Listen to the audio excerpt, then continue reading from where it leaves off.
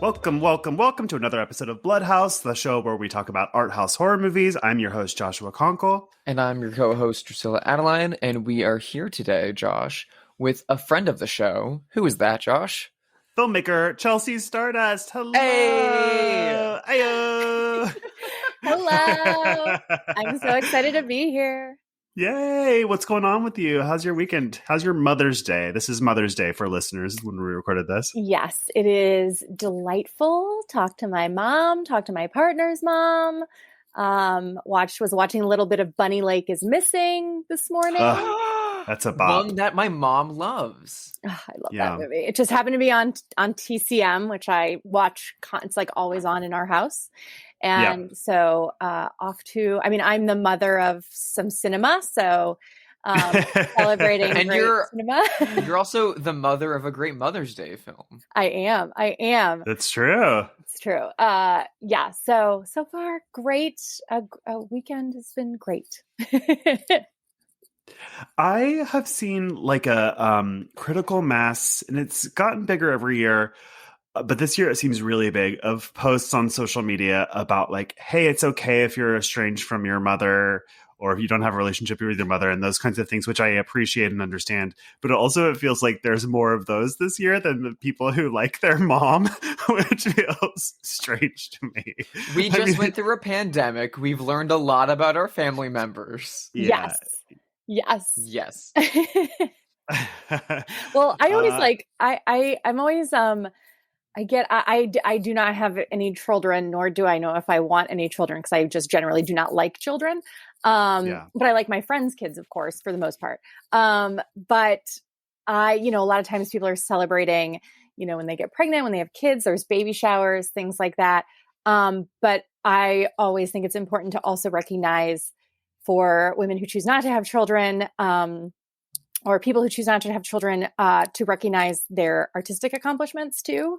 So I would always talk about making a movie. I do compare it to birth in the sense that like you create something that never existed before, and then you have to release it out into the world and hope that it's loved and accepted. And so I do have like my coven, anytime, someone's doing something creative, we're always like recognizing that and acknowledging that. That's great. Because it doesn't get to be acknowledged all the time.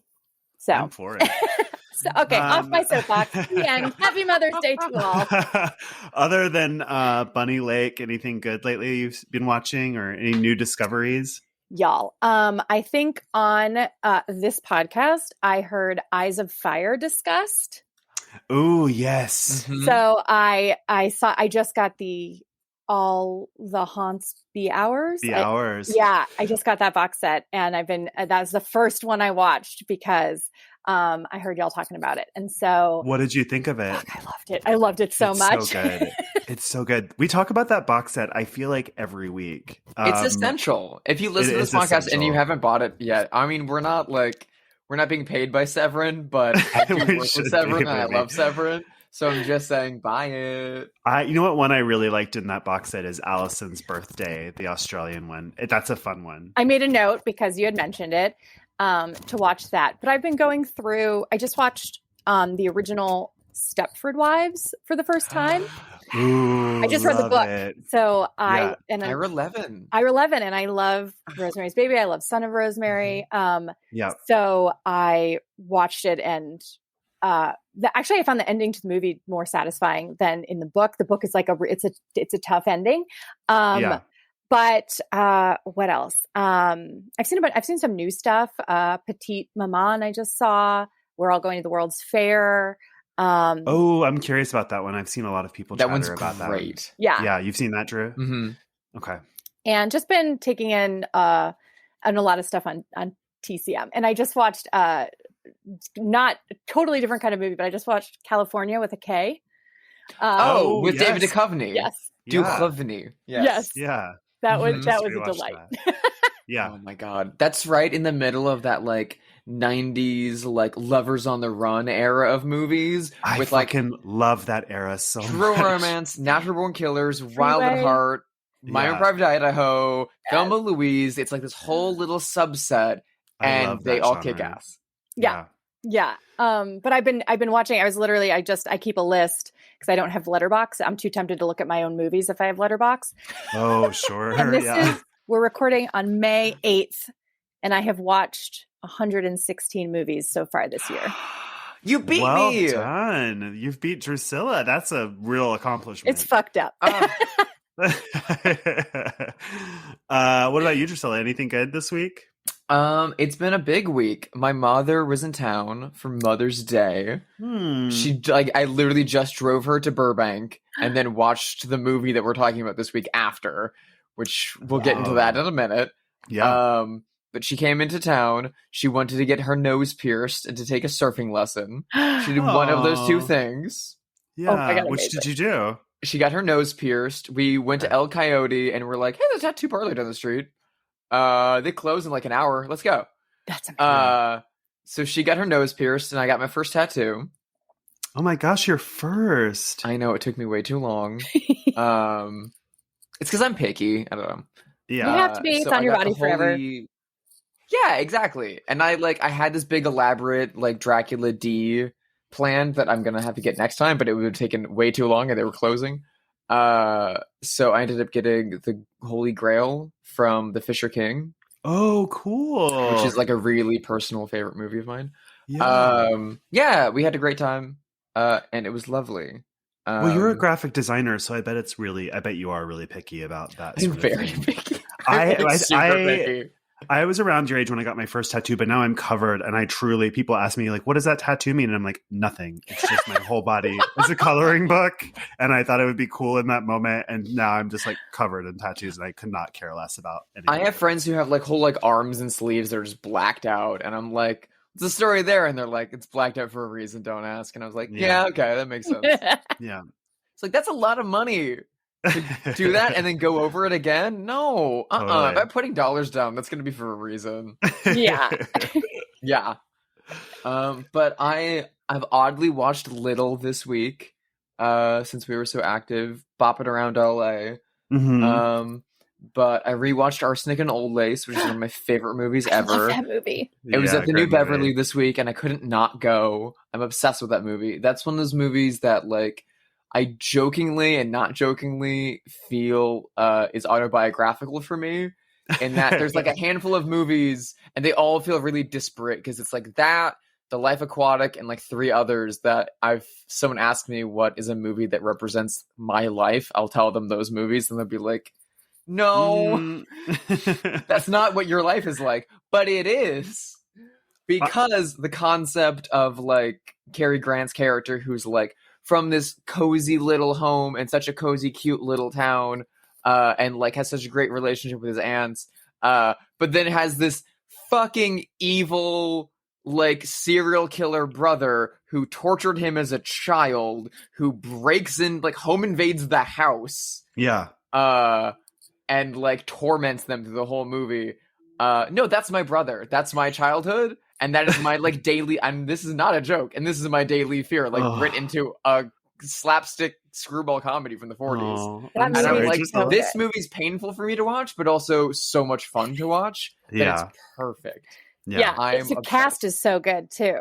Peter Lorre is so cute in that movie. And he's just so lovable, and he's rubbing his hands, and he gets away. Yes, he does. He's a murderer, and he gets away in the 40s in a Capra movie. Yes, yeah. I love him so Mortimer, much. Dr. Einstein. Oh my god. After watching it again, I really, really, really want to stage like a small production of it. Because it's originally a play. Yeah, I've seen the play many, many times, and I've only seen the movie probably once, because every high school does that play, I feel. So I've seen it. Mine did it at least half a dozen times. That's so cute. My high school did like Seussical. We were freaking lame.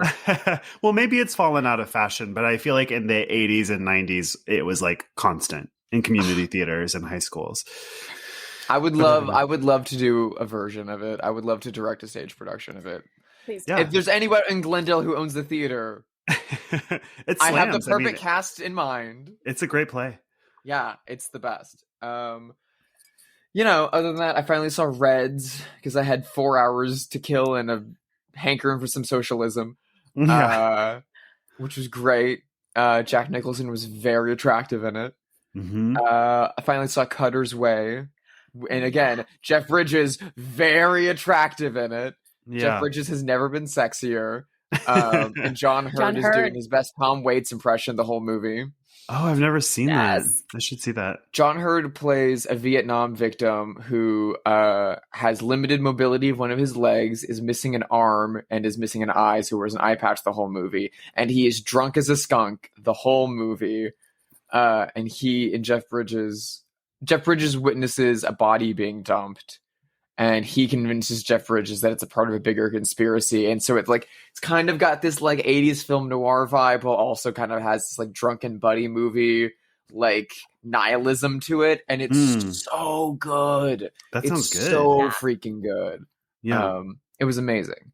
What have you been watching, Josh?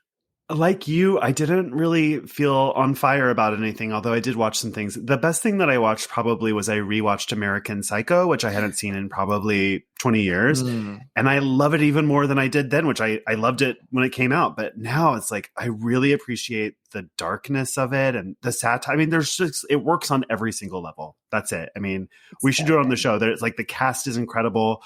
The direction is incredible. The script is incredible. Christian Bale's performance is incredible. Written and directed by women. So I feel like in other hands, it might be a lesser movie, but it's in such careful hands with Mary Harron. And I just loved it. I'm really on fire about it. I always forget that Reese Witherspoon is in it.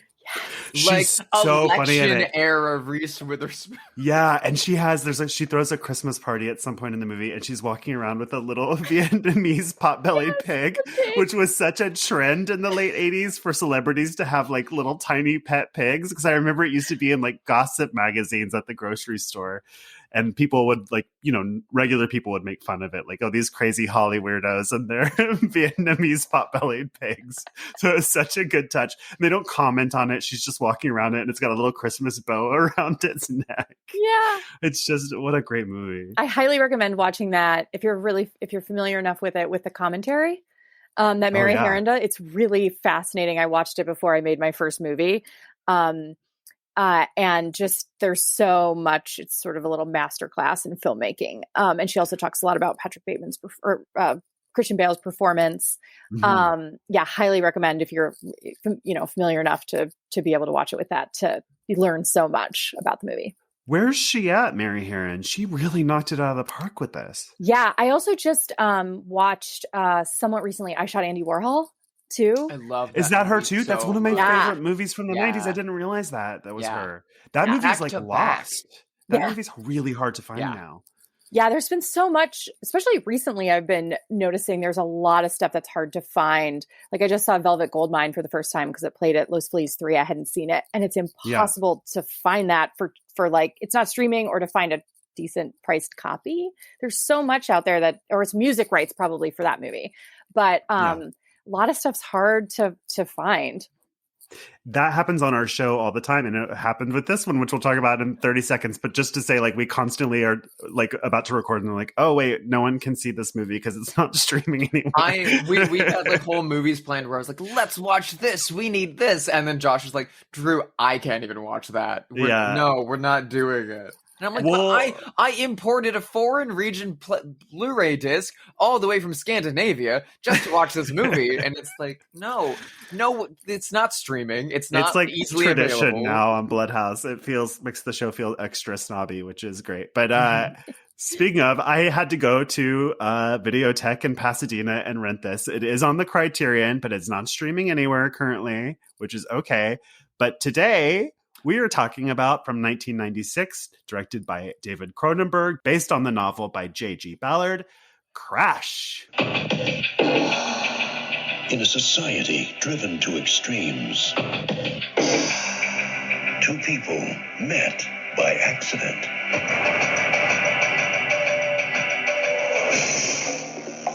Were you badly hurt?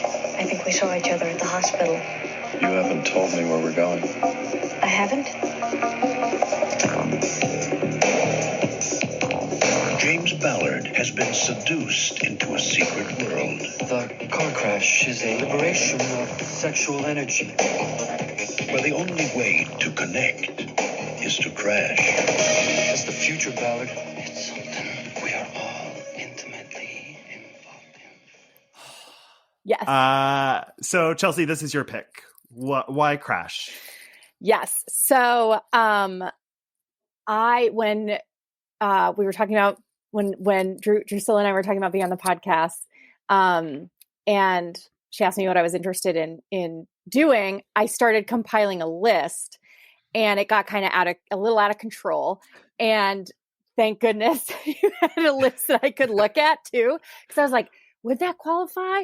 Like it is to me, but is it to other people, et cetera, et cetera. So when I saw it was on there, I got very excited because Crash is my favorite Cronenberg film. And so, and of course I love his body of work. So I was really, and I also wanted to, I knew we were recording on Mother's Day, so I thought about Psycho, but I wanted to I wanted to talk about a movie that I have not talked about on any podcast or any interview or anything ever before. Yeah. So I wanted to take this opportunity to do that. And how I came to Crash was, I think when I was younger, I saw, I'd seen The Fly, I think, and I'd seen M. Butterfly, with my parents, because they're big cinephiles.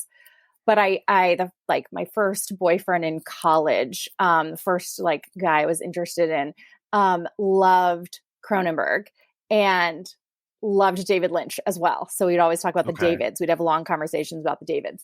And before I saw Crash, I was at our school library and I was looking for screenplays to read. And I came across this one.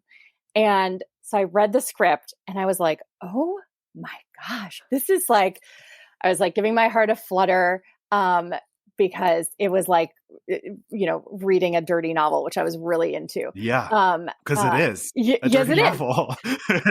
Yeah. Because it is. As someone who's a very sexual being. And I went through and I was tallying how many sex scenes I was reading as it went on. And I was like, I'm so ready to see this movie. I finally watched it. And I have to tell you, and of course, the entire cast, I'm a huge James Spader fan. Cast, I love his choices. Everyone, like Holly Hunter, the cast is incredible. But it just changed my life. The movie completely changed my life on so many levels. And we'll get into this later, but living in a country that tries to oppress sex and sexuality so much, this movie was liberating to me. And so I also like to watch it with Christine, because it's just the attraction that cars can. Oh, cars. Yes, yes. And but I was like, who's Christine? And then I realized you were talking about, I was like, is that a friend of yours? Or it took me 10 seconds. Well, the attraction. She's a 50 Chevy. Yeah. The attraction to cars and in car culture and, cars and sex and things like that. And also because I'm the daughter of artists, it also reminded me a lot of the Death and Disaster series that Andy Warhol did. He had the sort of car crash series too, which it made me think of when I was doing it. But when I watched it, my mind was blown. And then I own it. I should have let you borrow it, Josh, because I have a. No, it's okay. I love going to Videotech. It's my hobby. Good excuse. But every time I watch this movie, I how do I say this? I have to be able to express my sexuality afterwards, because it gets me excited. So it does not for everyone. I'm so curious, because I don't know if you had seen this movie before, Josh, what you thought of it, but it is, I know it's not for everyone, but anyways, I've loved this movie ever since the first time I saw it. I love what it's saying. I love the confidence Cronenberg had making it and the cast. And I highly recommend anyone who goes out there to find it to watch the bonus features, because they talk about the cast as a Q&A at the Cannes Film Festival. And they talked about how beautiful the movie was and making it, and how much that it was a delightful experience. And I love hearing that, because the subject matter is pretty intense. Anyways, really long-winded answer to your question. Yay, here we are talking about Crash. Do you know how many times James Spader eats ass in this movie? I counted. A lot. It's awesome. The answer is 3. That's a lot for James Spader. That's a lot of asses for him. Well, for James Spader, actually, it's probably not a lot. Yeah. For another actor, it would be. Yeah. But after Sex Lies and Videotape and Bad Influence and Secretary and Tough Turf, I think I had to confess to Drusilla when this was picked that when I went and looked at the trailer, I realized I hadn't seen this before. This movie came out, I was 15 years old, so I was already, watching these kinds of movies, and I remember friends seeing it and talking about it. And even watching the movie, I was like, I truly don't know if I have seen this because it feels familiar. But all these years, I thought that I had, when you can kind of like make your mind up about something that isn't necessarily true. So I feel like this was the first time I saw this movie.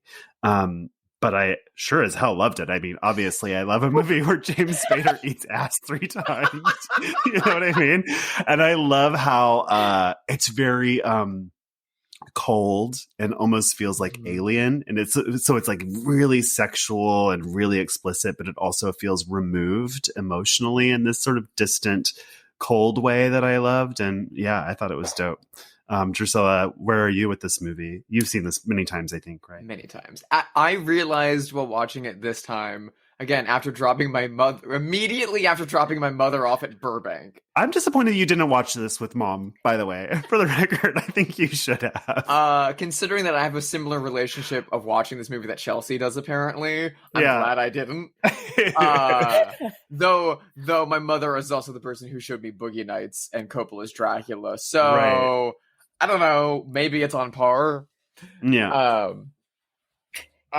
So also a huge Cronenberg fan. My band in high school was named after his movie Dead Ringers.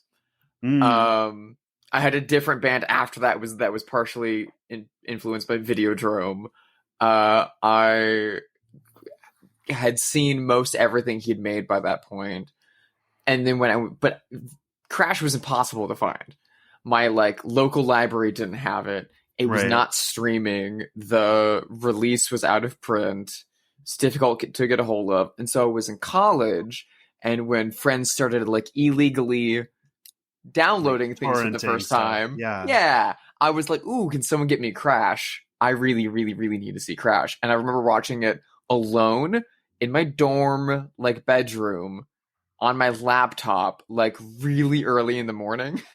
Yeah. On a Saturday, I woke up and watched Crash on a laptop, and I just it's really meditative, so it just kind of washed over me in a really beautiful way, and I had a great time watching it. But then I didn't see it again for almost 10 years. I just would think back to it and be like, oh, Crash is great. But I didn't have an easy way of seeing it. And then I think in 2020, it got 2 releases at once, and I was like, oh, okay, yeah, all right, finally I get to go watch Crash again. And so I imported the 4K Ultra HD box set version from Arrow, who is the best, and we love Arrow so much. We love Arrow. Shout out to Arrow every episode. And so I've watched that disc a lot. Yeah. Since getting it. So much so that when I watched it today, the disc skipped at the Rosanna Arquette Holly Hunter sex scene, which is the best scene in the movie. You wore out your Blu-ray. I wore out my 4K Blu-ray disc. I didn't even know that was possible. Neither did I. Let me if anyone at Arrow is listening, I need a new disc of Crash. I feel like you have my address. You should get something. Let me give a quick synopsis. How do I can't say this word. Synopsis? Look. Synopsis. Let's have Josh give a quick synopsis of the movie. Thank you, Drusilla. I'm not editing any of that out. So, James Spader plays a man who's in an open marriage. They're both yuppies who live in a high-rise because it's a Cronenberg movie. They both get off on having sex with other people and kind of coming home and comparing notes. And one day, James Spader is in a really bad car accident where the man in the other car is thrown through his windshield and into James Spader. What is wrong with me today? Imagine if David Spade was the star of That would be insane. Oh my God. Now we've got Chris Farley. We've got our Have Crash. They Seen It? Has David Spade seen Crash? Sorry, James Spader is in a really bad car accident. And the person on the other side of the other car who doesn't die is Holly Hunter. And after they crash, she whips her tit out and starts masturbating, and they go to the same hospital and they meet there, and they both become sexually aroused by car accidents. And that leads them to meeting this man named Vaughn, who stages celebrity car accidents as like kind of performance art. And he is the leader of this kind of underground society kind of cult thing of people who are all turned on by car accidents. And so they become part of this sexual subculture of people who are really turned on by car accidents. And that's the movie. That's kind of it. You get a ton of sex scenes that involve car accidents. And that's it. There you have it. Yeah. I don't even know where to start with this. Well, I'm looking at my notes. I'm going to literally just start with the very beginning of the movie, where, you know, that's what's sort of leading you into the film, like the opening of the movie, which I think I had just kind of forgotten the opening credit sequence, which is these, again, like Josh said, where there's a coldness to this movie, and you have these chrome letters coming up, like chrome type, and this great, I forgot how amazing the score to this movie is. And then I was rewatching, I was like, oh, reminder to self to go get the Mondo vinyl of this soundtrack. Yeah. And so the credits are coming up with this great score. And there are these very cold chrome letters. And I believe this time watching, and I watched the Criterion 4K because the DVD I have is like real janky. And so I have a Criterion Blu-ray. Within some of the letters, are there nude people or no car there's parts not nude or people, bones? But so what it is the letters are in this beautiful sans serif, like wide extended typeset. You asked the graphic designer about the opening credits. This is what you're getting. Yeah. And it's got like this nice cold light blue background and these very, again, sparkling chrome, like 3D extruded letter forms. But then they have these bents in them. Every now and then there's like dings, like a part where a car got hit. And they twist every now and then here a little bit on the ligature of an M or a little bit on an A here and there. And they kind of build up as it goes along. And just that subtle, like in such a stark, like letter form where like the M is just a straight line, a straight line, a straight line, a straight line, to have the sudden like quiver and curve bent into there is both really erotic and immediately tells you what this movie's about in two ways. And it's brilliant. And that Howard Shore score is very good. So beautiful. It's just electric guitar with a little bit of reverb, and it's never in harmony with itself. It never really is a theme. It's just these kind of like bends and kind of reverb pushes on like single notes. And the way that it's also just a brilliant thematic choice of taking what is traditionally an acoustic instrument, taking the electric version of it, and then distorting it and having it echo and reverberate across the entire soundtrack of the entire movie is beautiful. And we open with the couple, James Spader and Deborah Kara Unger, who's so beautiful and glamorous. The first thing in this movie is Deborah Kara Unger takes out her breast and places it on an airplane wing. Yes. She's got a man behind the movie, everybody. Yeah. Yeah. And she's like got her boob out and pressed against an airplane, and some man is behind her and he starts eating her ass. And then you cut to James Spader, who's eating someone's ass, and they're the couple. And you're like, so I'd never seen this before, I guess. And I was like, I wonder if they're like sexually connected in some way. They're doing the same sex act where you like meet this couple with different partners eating ass, but that's not the case. It's just coincidence. So anyway, they get home and comparing notes, and neither of them came, and they're both disappointed by that. So you kind of get this feeling that they've been doing this for a while, and it's starting to kind of not be as exciting as it used to be for them, which leads us up to James Spader crashing his car into Holly Hunter's car, which is killing her husband. Yeah. And this is an incredibly erotic experience for both of them. They meet, and it's a very shocking scene because the man that dies goes through his own windshield and into James Spader's windshield. It's an incredible stunt. Like, it's so insane. Cool.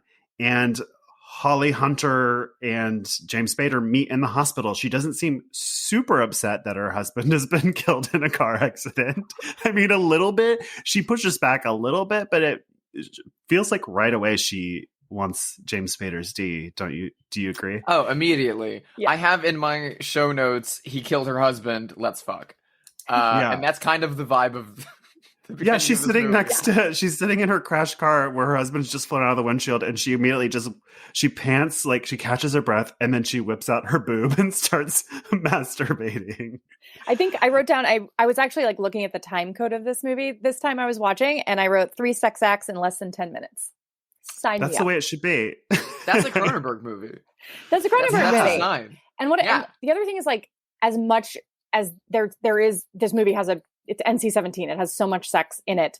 And I like, when I was watching it, a lot of times in movies where there'll be sex scene, the story kind of stops to allow for a sex scene. But in this, the sex scene is part of the evolution of the characters, which you're learning about these people during these sex acts, which is fascinating. And also, like Josh was saying during the recap of the movie, I was trying to think about a movie where a couple who are having, basically they have an open relationship, a couple talking about the people they were having sex with and if it was satisfying or not.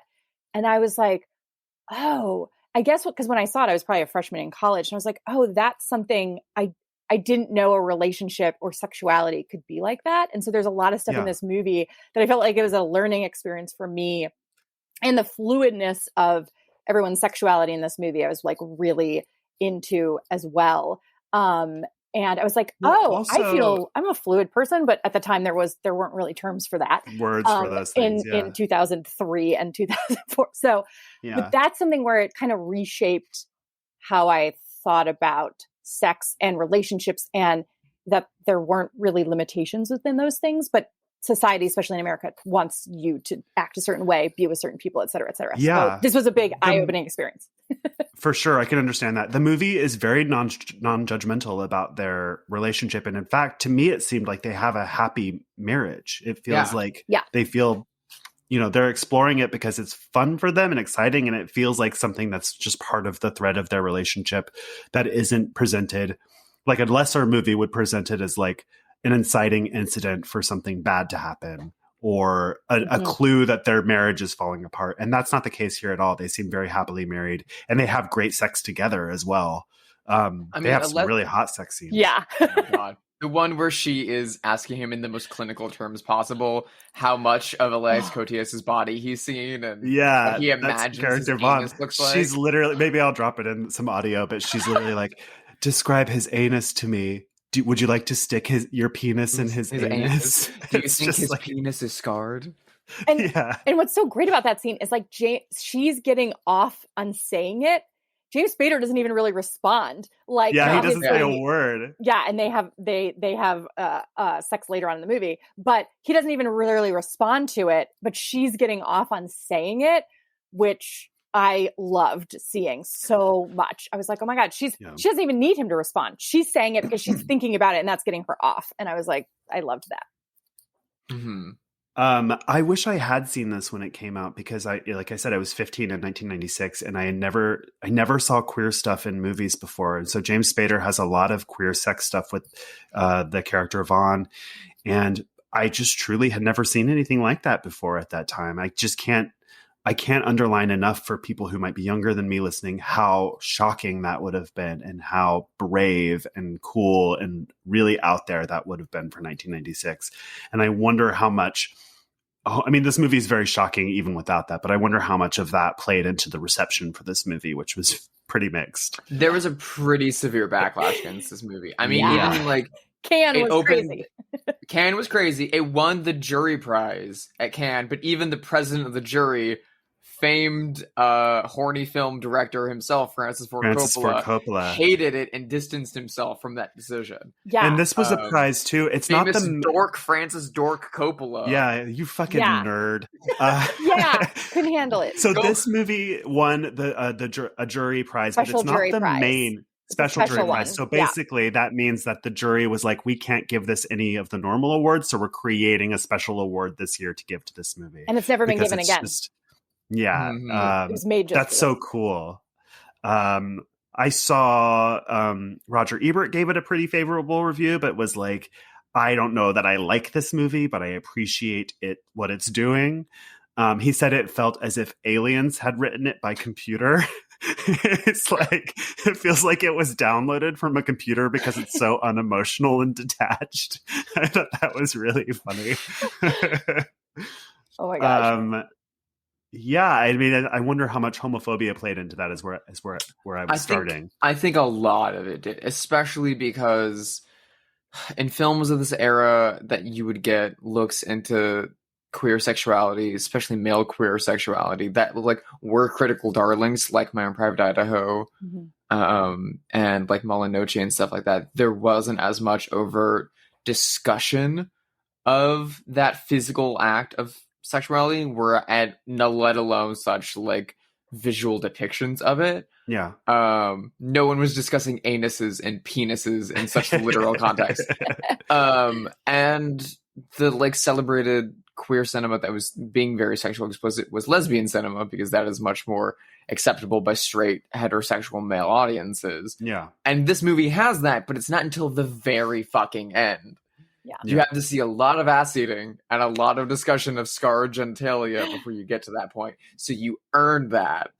I was thinking about this movie a lot this week, not just because we were doing the podcast, but because I kept seeing things in the culture that made me want to counter with Crash.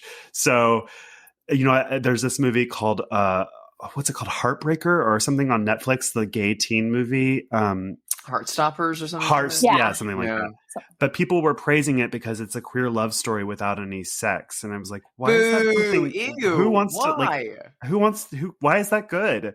I don't get it. Yeah. And, I don't know. There's just things like that keep popping up that make me feel like our culture is becoming more sensorial and not less so.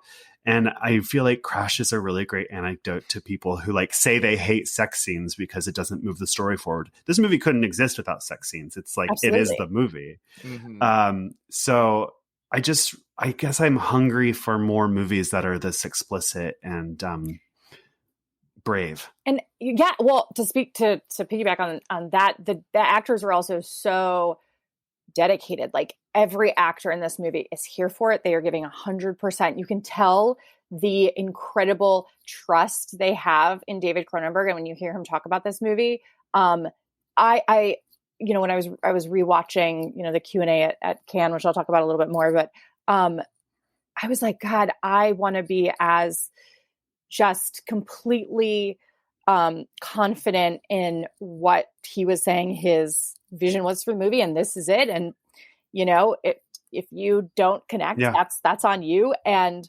but the actor dedication, which is also what makes this movie work, and also it's so beautifully made in terms of the cinematography is so gorgeous, and how many different ways are you shooting within and outside of a car, and with the cinematographer shot pretty much everything Cronenberg's done since Dead Ringers, also shot Rocky Horror Picture Show. So, oh wow. Yeah. Peter Shishitsky. Yep. Yeah. And, and there's so much gray and concrete and chrome and metal in this. And it also just makes the actors, their skin tones pop. It's such beautiful filmmaking, composition. And again, thinking about the coldness and that we were talking about before, it's just sort of like perfectly constructed. It's just such a joy to watch in that sense too. The texture and the depth and the lighting and the cinematography in this movie is something I've never seen almost anywhere else. There's shots on Elias Koteas's face when they're slowly pulling up to go photograph a car accident, and his wounds and his scars on his face. You've never seen a human face texturally look like that in cinema. Before or since. It's hypnotic. The scene in the car wash where he's having sex with Deborah Kara Unger while James Spader is driving. Yeah.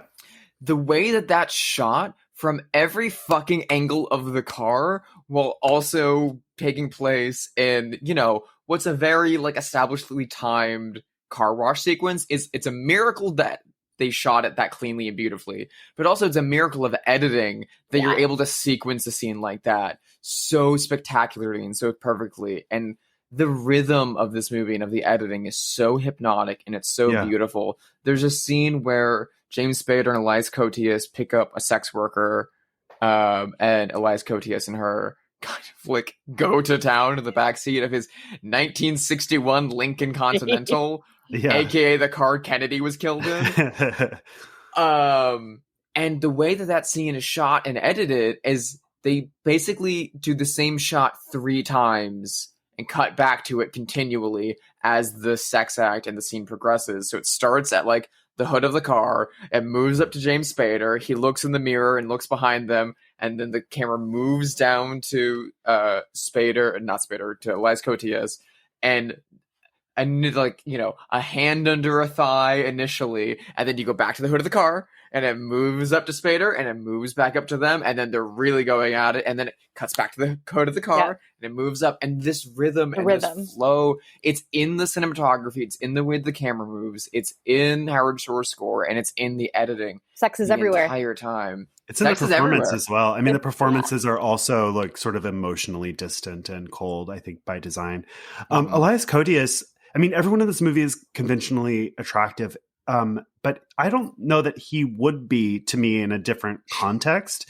But he's just, you know, he's everything. Everyone is filmed so beautifully, and bodies are filmed so beautifully, and even he, who's not as conventionally attractive as the other actors, I think by most standards, is filmed as if he's beautiful and thus is beautiful. And it's also his performance. I mean, he's so magnetic and dynamic in the movie.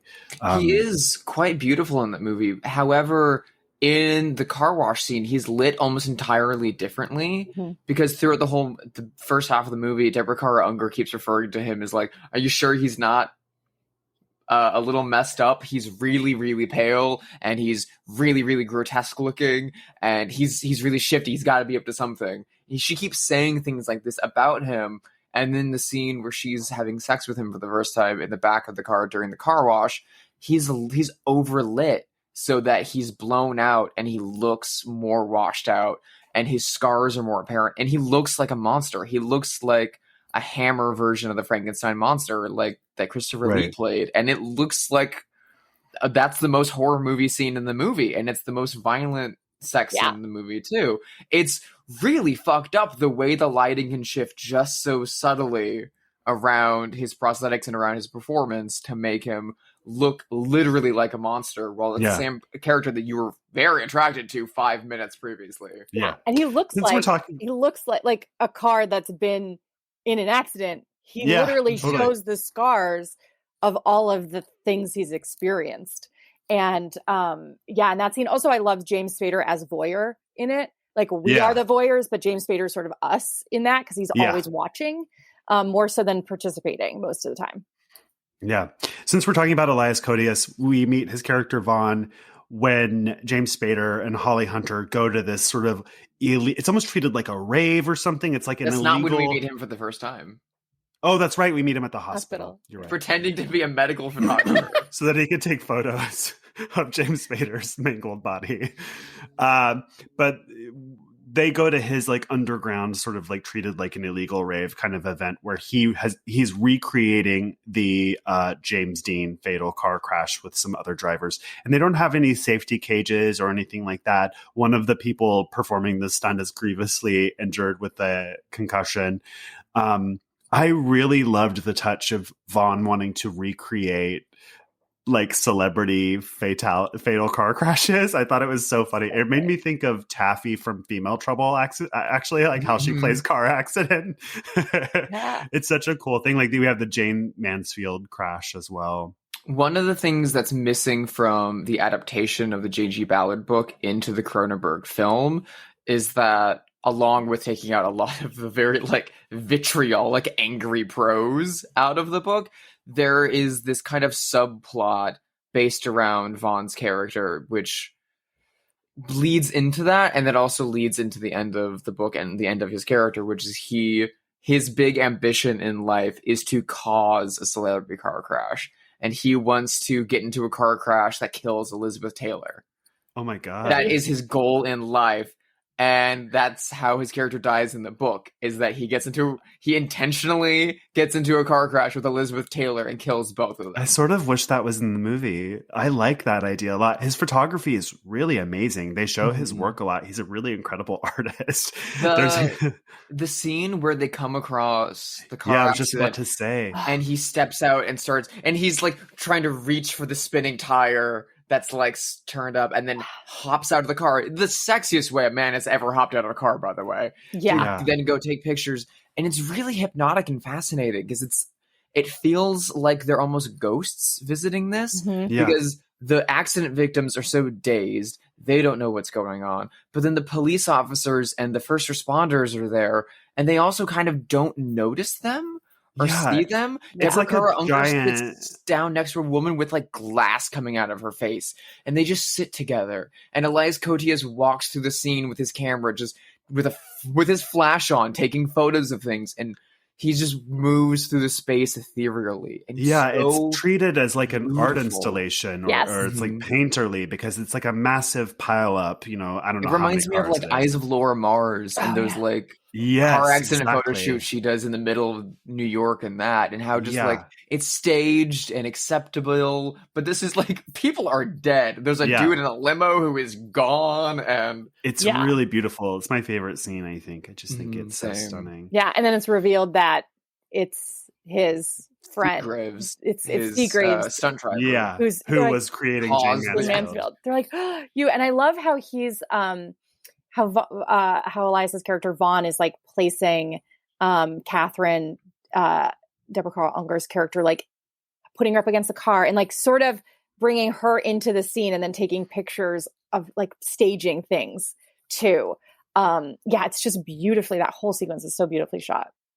I would happily pay $100 for a photography book of those photos from this movie. They're really beautiful and cool. I mean, I wish that existed. And the fact that his photos go from just detailed shots of the car accidents to detailed shots of the dead bodies and the people being mutilated in the car accidents to then voyeuristic shots of Holly Hunter and James Spader having sex in the car, not knowing that he's watching them. Yeah. And they're all treated with the exact same level of seriousness of subject. And they all look the same. So the caught voyeuristic sex acts look the same as the caught accident photography. And there's a scene where James Spader and Holly Hunter are having sex in the back of the car. Again, unsatisfied with the level to which their kink has gotten. And so neither can finish. And then he asks her about all the times that she's had sex in cars. And then follows up by asking, and during all of those, did you imagine Vaughn was taking your picture without you knowing it? And she say, "Oh, yes." Wow. Oh, yeah. Beautiful. So beautiful. That's the other thing is I love. Deviant as fuck. Yeah. Yeah. And I love how I found it to be like very realistic in terms of like, after seeing this movie, I was like, I need to have lots of sex in cars.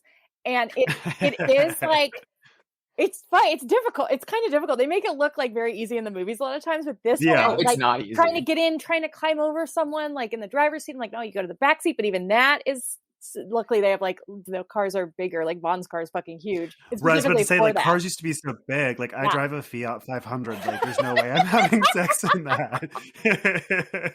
Why do you think I bought an 80s Jaguar? I mean, it makes sense to me. Yeah, I just love that there's that that realism there, and there's actually only one, because I realized, like, looking at my notes, how many things I wrote. It's hot, so hot. This is hot. There's only one thing in this movie that I can't watch. Any guesses? One thing grosses me out.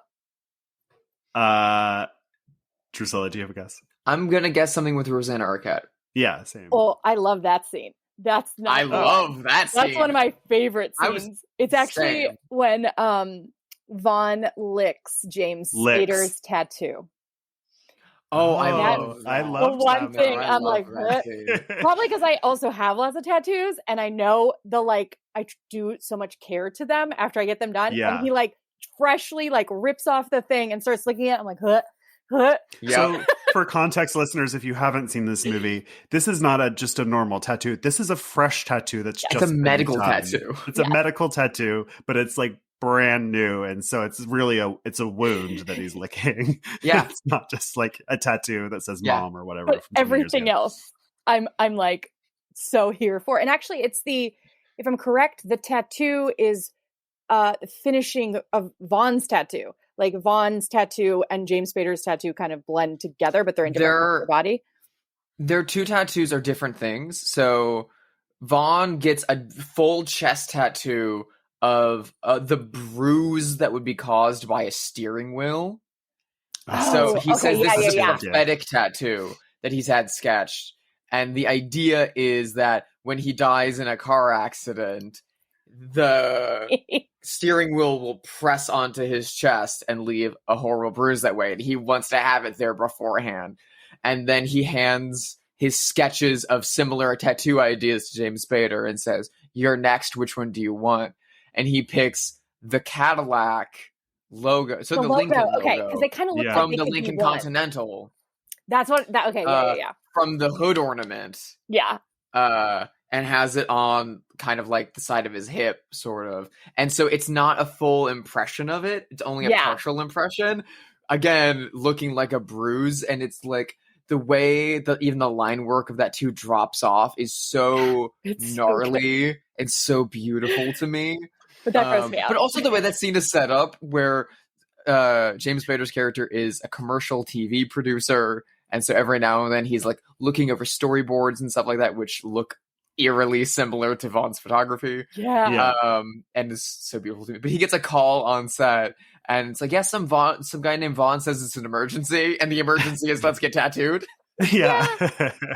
And during the tattoo, which is a medical tattoo, and it's in this incredibly sterile hospital room, it looks like where people would go to get like chemo treatment. Yeah. It's really fucked up.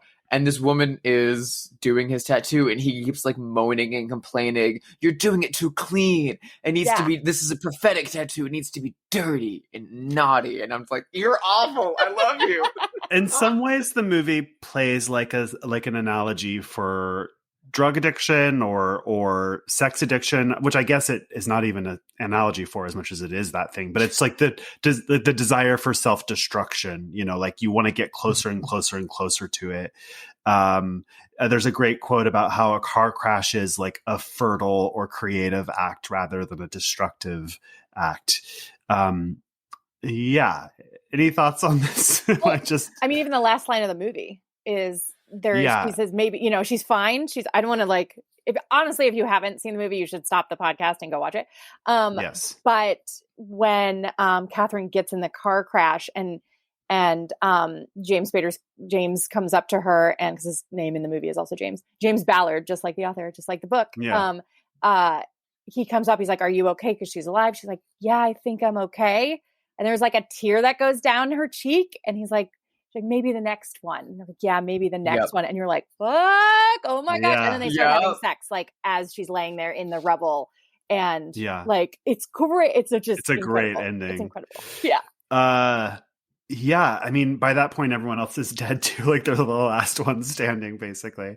We should talk about Rosanna Arquette. We mentioned her briefly. So the love of my life, Rosanna Arquette. She's so good in that. One of her best performances. 100%. So when they meet Vaughn and go back to his house with this concussed guy who was doing the James Dean stunt, they meet a bunch of other people who are kind of in this secret society of car crash philiacs. And she's one of them, and she's so hot, and she has like prosthetic legs from accidents and is just like basically a bionic woman from being in so many car accidents. And the scene where they go to the car dealership with her was one of my favorite scenes, where she's like, the poor man who works at the car dealer, she's like, "Will you help me get in?" And he has to like grab her prosthetic legs and try to bend them in such a way as to get them in the car. Gets snagged on the like leather interior of the car and the upholstery, and he's like, "Oh, I'm so sorry. Oh, darn!" And he gets cutting to James Spader's face in his enjoyment.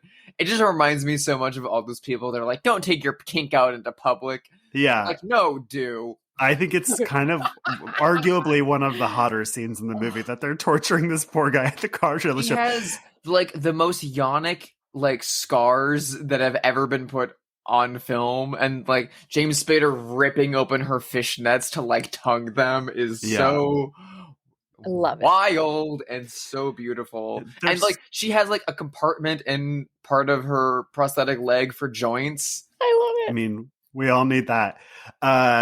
There's something in Vaughn's philosophy too about replacing the human body gradually with parts. That's the most Cronenberg thing. It's very Cronenberg. I was going to say that's like a lot of your body horror in this movie. Yeah, what a bop. Thank you so much for this, Chelsea. We love this movie. I think it's... Go ahead. Sorry. Go ahead. I think it is time to turn to our favorite game. Wait, I'm going to stop this game because I think we need to play a special game before that game. Okay. Based on the cast of Crash. Okay. So, great. As we've discussed, the cast of Crash is great, and we have this nice little self-contained bubble of a car crash sex cult, all of different walks of life. We've got Holly Hunter, we've got James Spader, we've got Deborah Carr Unger, Elias Koteas, and Rosanna Arquette, among others. That great cast photo of them always goes around Twitter every now of them smiling with the Friends font saying Crash. So the game here, and my question for both of you is, which member of the Crash sex cult do you most relate to? And do you see yourself as? Ooh. Because I want answers, goddammit. And I'm asking this because I have an answer. Do you have an answer, Chelsea? Yeah. They're all very different. They all have very specific interests. Yeah. Yeah. Chelsea, you go. You want me to go first? Yeah. I feel like I am probably a hybrid of James Spader and Holly Hunter, maybe a little more James Spader, only because when I like to watch, I like to really watch, and when I like to participate, I like to really participate. Ooh, that's a good answer. I feel like I'm Deborah Carr Unger because she's a little bit of an outsider in this squad, and I always feel like that. I always feel like in a group dynamic, I can't quite get in there. I'm always like on the tertiary. And she's the coldest, I think, in the movie. I think that's probably speaks to my personality too. Yeah. How about you, Drusilla? I mean, it's Rosanna Arquette by a mile. I mean, hanging around on the couch all day watching VHS tapes and then like going to the car dealership in your nice bondage gear, basically, in black leather and like chrome appointments, and then macking on Holly Hunter in the back seat. Oh, that scene, yeah. Of your friend's car that he just died in. Sorry, that's the move for me. I buy it. And how anyway, have they seen? But they're so perfectly. They like fit like in the. It's just such a beautiful like composition. In that, I was like, oh my god, just like the perfect fit is like which they say about a car too. Those cars fit together so perfectly. So perfectly. Beautifully. It's a banger. Yeah, it's a banger. And the last thing I'll say is... It's a banger full of bangers. Banging. Yeah. Everything's banging in this movie, literally. Yes, the cars are banging, the meat's banging, the cars and the meat are banging. banging. And again, like I highly suggest people go out, and you can probably find it on YouTube too, the Q&A at Cannes about this movie. And there's something that really spoke to me as a filmmaker, that they were talking about how the audience, this film doesn't tell the audience how to feel.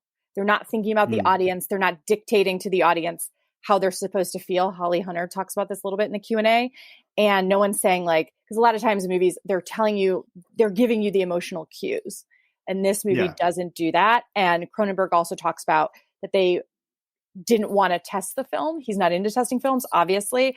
Because it's bad. And he's like, that's not how art works.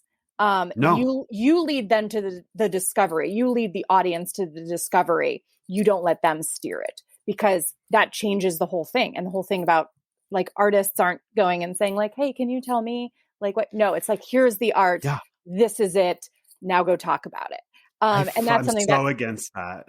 I mean, anyone who doesn't live in LA, just to go on like a quick mini rant, testing is when they go to Burbank on a Tuesday afternoon and they offer 12 randos a Shasta to sit in a room and watch your movie. And who are these people? These people get to make huge decisions on behalf of like multi-million-dollar movies and TV shows. It's infuriating.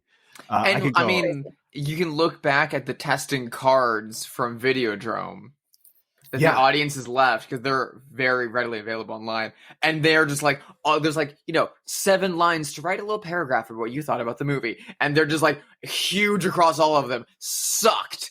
Hated it. And this is Videodrome, people. Yeah. Cronenberg is not for that audience. And that's why I'm so excited for Crimes of the Future. I'm so excited for people who are like, let's go see the new Kristen Stewart movie. Because it's been a long time since he's done subject matter like that, since Existence and Crash. Yeah. Which I love that they're in the trailer. It says, from the director of Crash first. Yeah. That should tell you what you're in store for. Really excited. The trailer looked amazing. I'm excited to see how people react to this movie. I can't wait to see it. And I want to be challenged. Like, that's the thing.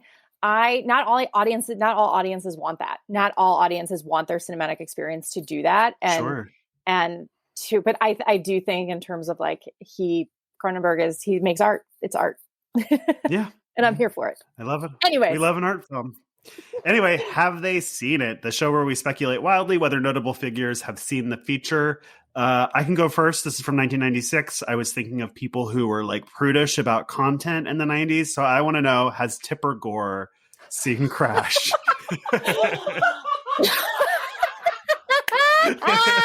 Do you think Al and Tipper Gore, but especially Tipper Gore, who like got parental guidance stickers put on CDs in the 90s? I have an answer and neither of you are going to like it. I want to know. What's your answer? What is it? Al, yes. Tipper, no. I would buy that. Al Gore saw Crash and refused to tell Tipper he saw it. Yeah. And at parties, if someone brings it up, he's like, oh, yeah, Crash. And she's like, how do you know? He's like, oh, well, people have said. All of these little Puritans on Twitter or whatever, I feel like if they saw Crash, they would die. Like, I feel like they would literally kill them. Yeah. Fuck, I can't breathe. So Tipper Gore has not seen Crash. We're going out on a limb saying that. Okay, I buy that. I feel like it's a safe no. Yeah. I feel like anything that has an NC-17, she turned her to. I feel like she hasn't seen Showgirls. Like, oh my god, I would pay money she hasn't to watch lived. Tipper Gore see Showgirls. All right, somebody else hit me with one. Okay, so I have one, and this is in such bad taste, but I have to ask it, considering, again, this movie was made in 96, so there is the likelihood that she saw it beforehand, considering the car crash connotation and what eventually happened. Do you think Princess Di... I almost wrote Princess Di down. That was almost my response, and then I was like, should I... Oh my god, that's who I thought of. Don't worry, I'll go there. I want to say yes. I mean, she was a very smart, sophisticated, worldly woman. I mean, it's probably the kind of thing, it seemed like the environment around her was incredibly oppressive and conservative. So it's like the kind of thing that she would have to watch kind of discreetly. But I feel like my gut says yes. I want to say yes too. Oh my gosh, Chelsea, I almost wrote that down. Like, I almost put that when after we talked about, of course, I listened to the podcast. I was like preparing in my mind, and that's almost who I said. Oh my gosh. I also think there's like such a nice, like full circle moment in the idea of like Crash comes out in 96. Princess Di goes to see it. Princess Di dies in a car crash. Years later, Kristen Stewart plays Princess Di. The next year, Kristen Stewart is in a Cronenberg film. I like the idea of this like harmonic symmetry. Both of those events being 1 year apart. I like the idea of that. And if that didn't happen, please don't tell me. But I want to live with the lie. But that doesn't mean that Kristen Stewart will die in a car accident, does it? We need to protect her at all costs. No, trust me. Okay. We'll keep her safe. It's not like The Ring where if you watch Crash, you'll die in a car accident 7 years later or something. Chelsea, hit me. Who do you got? So even though I saw this movie when I was in college, I was thinking about 1996, 97 when it came out. And I was like, what was I thought about something I was seeing a lot with my mom, bringing it back to Mother's Day, that we would watch when it was on television was Martha Stewart. So in the 90s, I was in 96, 97. I was like, oh yeah, Martha Stewart Living. We would watch that together. Has Martha Stewart, did she see Crash when it came out? I feel like no. My read on her, and I like her, so this isn't slander. I actually really like Martha Stewart. I don't think she's like super into art. Like generally. That's the meanest thing you could ever say about anyone. Especially coming from me, who like loves art more than anything. I feel like she likes arts and crafts. You know what I mean? Like, but I don't think she has like abstract expressionist paintings in her house. You know what I mean? I don't think that she's that kind of woman. I feel like Martha Stewart has very like, you know, Midwest, East Coast, like wine mom taste in things. Yeah. Where she's got her true crime podcasts. Mm-hmm. She's the queen of wine moms. She's like the matriarch of wine moms. Yeah, and like I'm sure there's a handful of like, you know, slightly ribald 70s comedies that maybe show a bit of Bush that she, you know, at a girl's trip to wine country late at night, she'll put on so they can all laugh at and feel a little like ashamed that we're watching Last American Virgin together. But I think that's as far as she goes. I don't think she's into horror. And I think if she's seen any Cronenberg, it's probably either The Fly or Dead Ringers, and I don't think she cared for it. Yeah. No one remembers the show, but there used to be a show in the 2000s called Whatever Martha, and it was her adult daughter, Alexis, who's savage and hilarious. Alexis and her best friend, who of course grew up with Martha Stewart because that's her mom, they just watch old episodes of Martha Stewart Living and dunk on them, Mystery Science Theater style, and it was so funny, and I can't believe I'm the only one who remembers it because I loved it. But I think her daughter was watching the movie. I think Alexis watched the movie, and Martha walked in and said, "What are you watching?" And she's like, "Mom, it's a good thing." Quickly fumble to change the channels. Alexis Stewart has for sure seen Crash. She's like a really cynical, funny Gen Xer, so absolutely she saw it. I think that's it for this episode of Bloodhouse. Before we head out, can I offer a double feature recommendation for Crash? Sure. Please do. Okay. If you like Crash, or if you like us talking about Crash, and you're like, I should go see that horny car crash movie, and you should, listener, you should. Make it a double bill, because it's a pretty bleak ending. Make it a double bill with a more upbeat movie that also is about a main character getting involved in a car accident that then leads them into a deviant world of kink subculture, but that's a comedy. So my recommendation is to watch David Cronenberg's Crash and follow it up with John Waters' A Dirty Shame. Ooh, that's a great double feature. For some reason, I thought you were going to say Herbie Fully Loaded.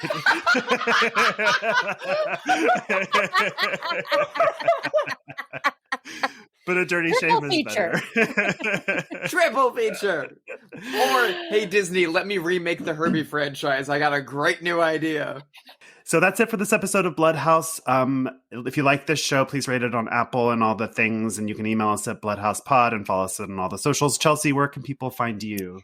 Only on Instagram at Chelsea Stardust. Smart lady. Drusilla, how about you? Also only on Instagram at Hyde, HYDE sister, but also on Letterboxd because I'm cool like that. Yeah. What about you, Josh? I'm on Twitter, unfortunately, Instagram, and Letterboxd at Joshua Conkle. And that's it. What are we watching next week, Drusilla? We are watching Let's Scare Jessica to Death. One of my very favorites. So All right, thank you. See you next week. Thanks for having me.